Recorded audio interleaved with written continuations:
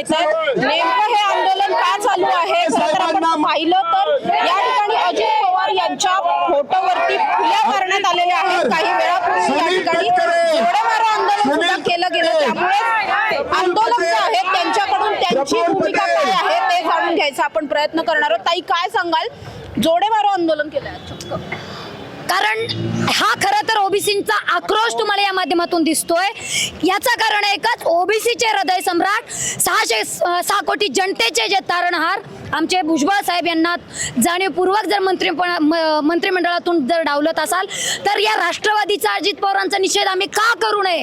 अजित पवारांनी आता बिळातून बाहेर यावं आणि त्यांनी स्वतः स्पष्टीकरण द्यावं की मी उपमुख्यमंत्री फक्त 2.5 वर्ष राहणार आहे. त्यांचा जो 2.5 वर्षाचा फॉर्म्युला ठरलाय, 2.5 वर्षानंतर भुजबळ साहेबांना उपमुख्यमंत्री करताय याची जबानी, याचं स्टेटमेंट तुम्ही बाहेर येऊन द्या. तेव्हाच आता हा आक्रोश थांबवला जाईल. कारण मागील 1.5-2 वर्षांमध्ये जेव्हा महाराष्ट्र नासत होता तेव्हा भुजबळ साहेबांनी ठामपणे भूमिका घेऊन ओबीसीच्या आरक्षणाचं संरक्षण केलंच, त्याबरोबर महायुती सरकारचं देखील कातडी बचाव केलेला आहे. हे या महायुती सरकारनं विसरता कामा नये. कारण मनोज जरांगे सातत्याने फडणवीस साहेब आणि महायुती सरकारवरती चिखलफेक करत होता, त्यांच्याविषयी गरळ ओकत होता. तेव्हा एकाही नेत्याला रस्त्यावरती येऊन त्यांचा निषेध करता येत नव्हता. तेव्हा भुजबळ साहेबांनी ओबीसीच्या आरक्षणाचं संरक्षण केलंच, त्याबरोबर महायुतीचं देखील संरक्षण केलेलं आहे. याचंच फळ तुम्ही आम्हाला असं देताय का? ह्या भुजबळ साहेबांचा अपमान नाही तर तमाम ओबीसींचा अपमान आता ओबीसी हा सहन करणार नाही. जरांगे पाटलांना अंगावर घेतल्यामुळेच हे सगळं घडतंय असं वाटतं? 100% जरांगे पाटलांना घेतलं ते तर आहेच आहे, परंतु आम्हाला एक भीती आहे की त्यांना जरांगे पाटलाचे कोणते असे लाड पुरवायचे आहेत की जगत भुजबळ साहेबांना त्यांनी बाहेर ठेवलेलं आहे. कोणती अशी गोष्ट त्यांना करायची आहे की मंत्रिमंडळात भुजबळ साहेबांना न येऊन देता त्यांना कोणते त्यांचे नियम मान्य करून घ्यायचे आहेत. तुम्ही भुजबळ साहेबांना बाहेर ठेवायचं कारण काय ते स्पष्ट करावं. 2.5 वर्षाचा जो फॉर्म्युला आहे, अजित पवारांनी सांगावं की 2.5 वर्षात मी फक्त उपमुख्यमंत्री राहील, 2.5 वर्षानंतर आम्ही भुजबळ साहेबांना उपमुख्यमंत्री पद देऊ. परंतु हे तुम्ही कुणी सांगणार नाही. भुजबळ साहेबांना जाणीवपूर्वक ह्याच्यातून ठेवलेलं आहे. कारण की भुजबळ साहेब आतापर्यंत ओबीसीसाठी रस्त्यावर उतरलेले आहेत, लढलेले आहेत आणि रस्त्यावर उतरत असताना त्यांनी कधी कोणत्याही पदाची तमा बाळगली नाही आहे. प्रत्येक मंत्रिपद त्यांनी लाथाडलेलं आहे, प्रत्येक पद त्यांनी लाथाडलेलं आहे. त्यांनी मंत्रिपद असताना राजीनामा देऊन आंदोलन केलेलं आहे. आणि तुम्ही हे पळत देता, तुम्ही जरा केला अंगावर घेतल्याचं हे बक्षीस देता तुम्ही भुजबळ साहेबांना. भुजबळ साहेब, आम्ही सगळे समर्थक ओबीसी तुमच्या बरोबर आहोत. आणि अजित पवार, तुम्ही हे लक्षात ठेवा, येणाऱ्या काळामध्ये येणाऱ्या निवडणुकीमध्ये आम्ही तुमची जागा तुम्हाला नक्की दाखवून देऊ. अजित पवारांच्या प्रत्येक उमेदवाराला आम्ही 100% पाडू. ओबीसी अजित पवारच्या विरोधात उभं राहील. आत्ताच तुमचे सहकारी म्हटले की अजित पवारांना जागा दाखवून देऊ. सकाळी बोलताना जितेंद्र आव्हाड असं म्हणाले की छगन भुजबळांना पवार साहेबांनी तळहाताच्या फोडाप्रमाणे जपलं होतं. हे स्टेटमेंट कुठेतरी खरं वाटतं? नाही, थोडंसं जो काय आपल्याला फरक येत होतं नक्कीच आता तिथं जाणवतोय. पवार साहेबांना जपलं असेल, पण पवार साहेबांच्या सक्का पुतण्या अजितदादांनी जो बंड केलं त्या एक वडीलकीच्या नात्याने भुजबळ साहेबांनी त्यांना साथ देण्यासाठी त्यांची पाठीराखण केली आणि त्यांच्याबरोबर गेले. मग कुठंतरी एक जिथं सोयीस्कर ज्यांचे स्थान होतं ते सोडून अजितदादांसाठी भुजबळ साहेबांनी हा धोका पत्करला आणि आज त्याची परतफेड हे अजितदादा अशी करतात. तर अशा प्रकारे गरज सरो आणि वैद्य मरो अशा प्रकारची अजित पवारांची ही भूमिका ही अत्यंत स्वार्थी अशी वाटते. त्यांना पुढं हा पक्ष असाच चालवायचा आहे का? त्यांना पुढं राजकीय कारकीर्द नाही आहे का? तुम्हाला तुमच्या पक्षामध्ये ओबीसी पदाधिकारी आणि ओबीसींची तुम्हाला मतं पाहिजे नाहीत का? हे प्रश्न आम्ही अजितदादांना विचारतो. का तुम्हाला तुमचा पक्ष राष्ट्रवादी पवार प्रायव्हेट लिमिटेड असा करायचा आहे का? तुमची पत्नी, तुमची मुलं, तुम्ही आणि तुमच्या ताटाखालचे मांजर असलेले जे तुमच्या हा म्हणणारे फक्त तुम्ही त्यांना पदं देताय का? असा आमचा सवाल आहे.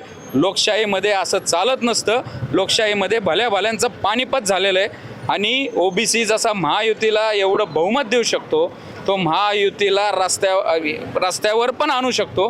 आणि मुख्यत्वे करून या अजित पवारांच्या पक्षाला, कारण की त्यांनी त्यांच्या वरिष्ठ सहकार्याचा इतका वाईट रीतीने अपमान केला आहे तर तो जिव्हारी लागण्यासारखा आहे. तो साहेबांच्या जरी लागला असेल त्याच्यापेक्षा 10 पटीने जास्त प्रत्येक ओबीसीच्या मनाला लागलेला आहे. तुम्ही साहेबांची एक वेळ समजूत काढू शकताल पण ह्या सगळ्या मनं दुखवलेल्या ओबीसींची आणि भुजबळ समर्थकांचे कसे काढताल? त्यामुळं आमचं अजित पवारांना म्हणणं आहे की आता तुमचं ते कुठं तुम्ही असताल आणि तुमची ती चुप्पी तोडा आणि कधीतरी तुम्हाला सामोरं जावं लागेल, अन्यथा आम्ही तुम्हाला सळो की पळो करून सोडू. महाराष्ट्रामध्ये तुम्ही जिथं जाताल तिथं निदर्शनं होतील, तिथं तुम्हाला जाब विचारला जाईल. छगन भुजबळ म्हणाले होते की जहा नाही चेना वहा नाही रहना. जर त्यांनी पक्ष बदलण्याचा निर्णय घेतला तर तुम्ही पाठीशी असाल? नक्कीच नक्कीच नक्कीच भुजबळ साहेब सांगतील तीच दिशा. आणि आमचा भुजबळ साहेबांवर पूर्ण विश्वास आहे की भुजबळ साहेब त्यांच्यापेक्षा ओबीसींचं हित बघून निर्णय घेतील.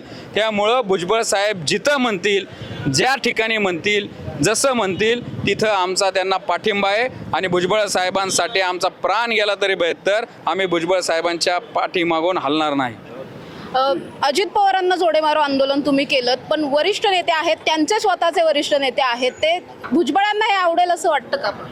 नाही, मुळामध्ये आज लाडकी बहीण योजनेच्या कार्यक्रमामध्ये अनेक वेळा या तिघांनी एक उल्लेख केला की आम्ही लाडके भाऊ आहोत.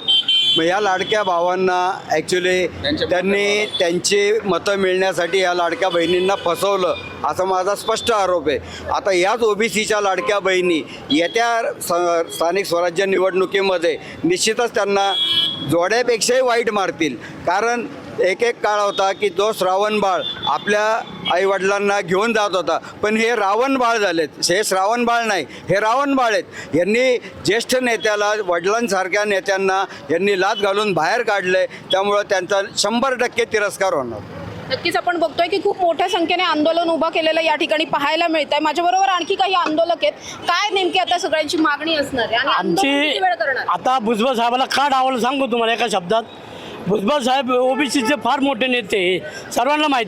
आता भुजबळ साहेबाला का डावलं की मंत्रिमंडळात भुजबळ साहेब ओबीसीची बाजू मांडतात. तुम्हाला सांगतो दुसरी गोष्ट आरक्षणाची बाजू मांडतात आणि जे आत्ता जे आरक्षणाची बाजू मांडून सगळे सोयऱ्याचं जे अर्थ चाललंय ते वस्तू तिथे मांडणार आहे जे आपल्या कॅबिनेटमध्ये ते होऊ नये. हा माणूस घेतल्याशिवाय राहणार नाही. म्हणून सर्वांनी विचार करून म्हणून अजितदादांनी त्यांना मंत्रिपद न द्यायच्या आधी त्यांना बाहेर काढलं की का की सगळे सोयरे हा जी आर त्यांना काढायचा आहे. आणि हे जे आपलं आरक्षण आहे, आपलं ओबीसीचं जे आरक्षण आहे ते घालवायसाठी त्यांचा खास प्रयत्न चाललाय. तर हा माणूस करून देणार नाही आपल्याला, म्हणून त्यांना बाजूला काढायचं हे षडयंत्र चाललंय. ह्याच्यापडे दुसरं काय नाही. आणि दुसरी गोष्ट शाहू फुले आंबेडकर ह्या लोकांना लागत नाही.